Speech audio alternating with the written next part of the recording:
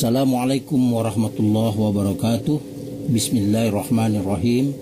Innal hamdalillah nahmaduhu wa nasta'inuhu wa nastaghfiruh wa na'udzu billahi min shururi anfusina wa min sayyiati a'malina. May yahdihillahu fala mudhillalah wa may yudlil fala hadiyalah. Wa asyhadu an la ilaha illallah wahdahu la syarikalah wa asyhadu anna Muhammadan abduhu wa rasuluh. Amma ba'd. Sahabat fillah, kita lanjutkan kajian kita mengenai tafsir Ibnu Katsir. Sekarang mengenai tafsir Alhamdulillahi Rabbil Alamin di dalam suratul Fatihah. Segala puji bagi Allah, Rabb semesta alam. Imam Ibnu Katsir mengambil beberapa dalil dan penjelasan dan menukil beberapa kalimat-kalimat dari para sahabat dan ulama-ulama sebelum beliau untuk melengkapi tafsiran beliau tentang Alhamdulillahi Rabbil Alamin ini. Al-Qura'ah as-sab'ah, 7 ahli qira'ah, membacanya dengan memberi harakat dhammah pada huruf dal pada kalimat Alhamdulillah. Jadi kalimat Alhamdulillah itu para qira'ah Quran ya, yang 7 ahli qira'ah membaca dengan memberi harakat dhammah pada huruf dal pada kalimat Alhamdulillah yang merupakan mubtada dan khabar. Abu Ja'far bin Jarir mengatakan Alhamdulillah berarti syukur kepada Allah Subhanahu wa ta'ala semata dan bukan kepada sesembahan selain Allah, bukan juga kepada makhluk yang jelas diciptakannya atas segala nikmat yang telah Allah anugerahkan kepada hamba-hambanya yang tidak terhingga jumlahnya. Diriwayatkan dari Abu Isa Al-Ansari radhiyallahu anhum dan diriwayatkan juga oleh Imam At-Tirmizi dalam kitab beliau, Imam An-Nasa'i dan Ibnu Majah dari Jabir bin Abdullah, ia berkata bahwa Rasulullah sallallahu alaihi wasallam bersabda, afdalu zikri la ilaha illallah, afdalu doa alhamdulillah. Sebaik-baik zikir adalah kalimat la ilaha illallah dan sebaik-baiknya doa adalah alhamdulillah. Menurut Imam Tirmizi, hadis ini hasan gharib dan diriwayatkan Ibnu Majah dari Anas bin Malik radhiyallahu anhum. Beliau berkata bahwa Rasulullah sallallahu alaihi wasallam bersabda, Allah tidak menganugerahkan suatu nikmat kepada seorang hamba lalu ia mengucapkan Alhamdulillah, melainkan apa yang diberikannya itu lebih baik daripada yang diambilnya. Bahkan dalam lafaz lain, salah satu bentuk syukur seorang hamba kepada Allah apabila dia mendapatkan ujian sekalipun, dia mengucapkan Alhamdulillah. Mendapatkan nikmat, dia mengucapkan Alhamdulillah. Alif dan lam pada kalimat Alhamdu dimaksudkan untuk melengkapi bahwa segala macam jenis dan bentuk pujian itu hanya milik Allah, hanya untuk Allah semata.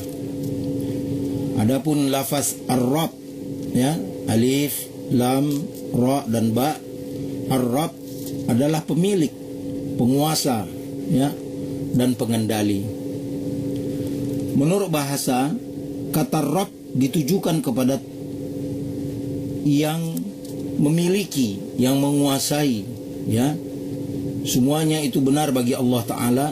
Kata Ar-Rabb tidak digunakan untuk selain dari Allah, kecuali jika diberikan tambahan dengan kata lain setelahnya, misalnya Rabbud dar ya, pemilik rumah ya. Sedangkan kata Ar-Rabb itu mutlak ya, hanya milik Allah, hanya boleh digunakan untuk Allah. Ar-Rabb ya, Maha Pencipta, Maha Pemilik, Maha Pemilik. Ada yang mengatakan bahwa Ar-Rabb itu merupakan nama yang agung, Al-Ismul Azam, sedangkan Alamin, Al-Alamin adalah bentuk jamak dari kata alam yang berarti segala sesuatu yang ada selain Allah Tabaraka wa ta'ala. Alam merupakan jamak yang tidak memiliki mufrad, yaitu bentuk tunggal. Mufrad itu dari kata itu.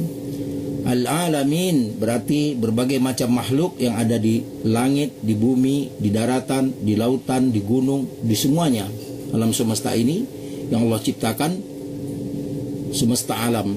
Dan setiap angkatan pada suatu kurun, pada suatu zaman atau generasi disebut juga alam.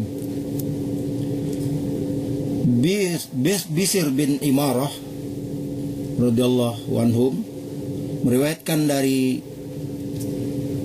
Abu Rauk. Bishr bin Imarah rahimahullah meriwayatkan dari Abu Rauk, dari Ad-Dahak, dari Ibnu Abbas radhiyallahu anhum, alhamdulillahirabbil alamin, artinya segala puji bagi Allah pemilik seluruh makhluk yang ada di langit dan di bumi serta apa yang ada di antara keduanya, di antara langit dan bumi. Karena seluruh alam semesta ini adalah kepunyaan Allah, ciptaan Allah. Baik yang kita ketahui maupun yang tidak kita ketahui. Karena masih banyak ciptaan-ciptaan Allah yang sesungguhnya manusia belum ketahui. Ya. Belum pernah disebut, belum pernah dilihat, ya. Ciptaan-ciptaan Allah yang lain hanya Allah yang tahu. Sebahagian dari cipta-ciptaan Allah itu sudah kita lihat, bisa kita lihat, ya, bisa kita temui, atau ada ditulis dijelaskan dalam sejarah dan lain-lain. Namun banyak ciptaan Allah yang lain yang kita tidak ketahui dan Allah saja yang tahu. Az-Zajjaj mengatakan al-alamin berarti semua yang diciptakan oleh Allah di dunia dan di akhirat. Sedangkan Imam Al-Qurtubi rahimahullah mengatakan apa yang dikatakan Az-Zajjaj itulah yang benar karena mencakup seluruh alam, yakni dunia dan akhirat. Jadi Rabbul Alamin, al-alam di situ ia mencakup dunia dan akhirat. Menurut Imam Ibnu Katsir, al-alam berasal dari kata al-alamin, al-alamah, karena alam merupakan bukti yang menunjukkan adanya pencipta serta keesaannya. Sebagaimana Ibnu Al-Mu'taz pernah mengatakan, sungguh mengherankan bagaimana mungkin seorang bisa mendurhakai Rabb atau mengingkari Allah, padahal terdapat dalam segala sesuatu ayat untuknya yang menunjukkan bahwa dia ada dan Allah itu esa. Selanjutnya, tafsir Ar-Rahman Ar-Rahim. Imam Ibnu Katsir juga menjelaskan dalam tafsir beliau, menukil dari banyak ungkapan para ulama-ulama terdahulu sebelum beliau untuk menguatkan tafsir penjelasan beliau.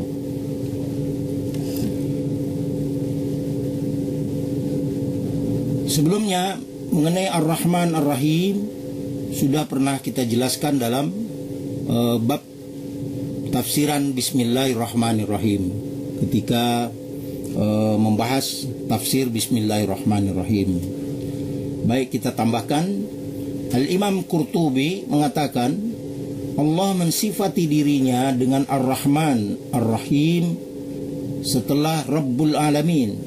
Jadi dalam Al-Fatihah itu setelah Alhamdulillahirabbil alamin, ya lafaz berikutnya Ar-Rahmanir Rahim, untuk menyelingi anjuran yaitu targhib sesudah peringatan tarhib dengan Ar-Rahman Ar-Rahim setelah Rabbul Alamin. Jadi dalam Al-Fatihah itu setelah Alhamdulillahirabbil alamin, ya lafaz berikutnya Ar-Rahmanir Rahim.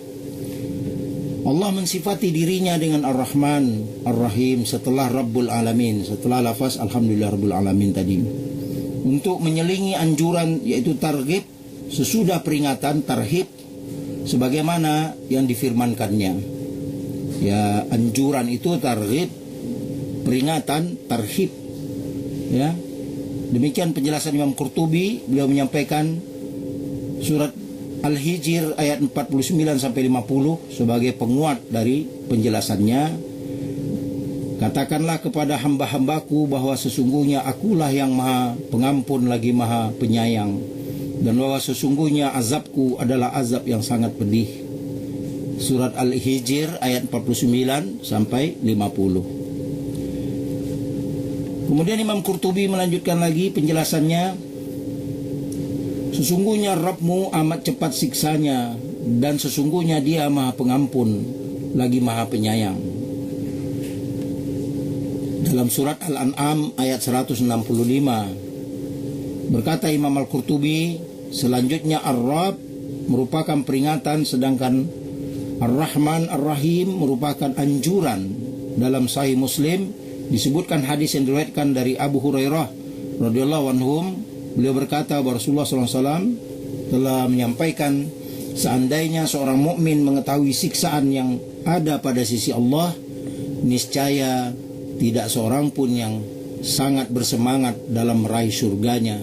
Dan seandainya orang kafir mengetahui rahmat yang ada di sisi Allah, niscaya tidak akan ada seorang pun yang berputus asa untuk mendapatkan rahmatnya. Hadis ini diriwayatkan oleh Imam Muslim di Sahih beliau dari Abu Hurairah. Selanjutnya, berkenaan tafsir Maliki Yaumiddin dalam surah Al-Fatihah itu tersebut, sebagian qurra membaca Maliki Yaumiddin dengan meniadakan alif setelah huruf mim, sementara sebagian qurra lainnya membacanya dengan menggunakan alif setelah mim menjadi Maliki Maliki. Kedua bacaan itu benar dan mutawatir dalam qiraah sab'ah. Maliki berarti dari kata al-malik, yaitu pemilik, sebagaimana firman Allah dalam surat Maryam ayat 40. Coba dibuka surat Maryam ayat 40. Sesungguhnya kami mewarisi bumi dan semua orang yang ada di atasnya, dan hanya kepada kamilah mereka dikembalikan. Sedangkan Maliki berasal dari kata al-mulku, sebagaimana firman Allah dalam surat Al-Mu'minun ayat 16. Kepunyaan siapakah kerajaan pada hari ini? Kepunyaan Allah yang maha kuasa lagi maha mengalahkan. Ya, surat Al-Mu'min ayat 16. Pengkhususan kerajaan pada hari pembalasan, ya, yang disebut dalam surat Al-Mu'min ayat 16 tersebut tidak menafikannya dari yang lain, yaitu kerajaan di dunia, karena telah disampaikan sebelumnya bahwa Allah adalah Rabb semesta alam. Jadi Allah raja di raja, baik di dunia maupun di akhirat, di langit dan di bumi. Allah yang tertinggi kekuasaannya, yang terbesar, yang terkuat kekuasaannya. Dan yang demikian itu jelas bersifat umum di dunia maupun di akhirat, baik kita masih hidup maupun kita mati, sesudah mati. Ditambahkannya kata Yaumiddin, hari pembalasan, karena pada hari itu tidak ada seorang pun yang dapat mengaku-ngaku sesuatu dan tidak juga dapat berbicara kecuali dengan izin Allah. Sebagaimana Allah firmankan pada surah An-Naba ayat 38. Surat An-Naba ayat 38. Pada hari ketika roh dan para malaikat berdiri bersaf-saf, mereka tidak berkata-kata kecuali siapa yang telah diberi izin oleh Allah, oleh Rabb yang maha pemurah, dan ia mengucapkan kata-kata yang benar. Pada hari itu nanti, di yaumil akhir, ya, yang bisa berkata-kata hanya yang mendapat izin dari Allah. Dalam surah An-Naba ayat 38. Hari pembalasan berarti hari perhitungan bagi semua makhluk, disebut juga sebagai hari kiamat. Mereka diberi balasan sesuai dengan amalnya. Jika amalnya baik, maka balasannya pun baik. Jika amalnya buruk, maka balasannya pun buruk, kecuali bagi orang yang diampuni, dimaafkan oleh Allah.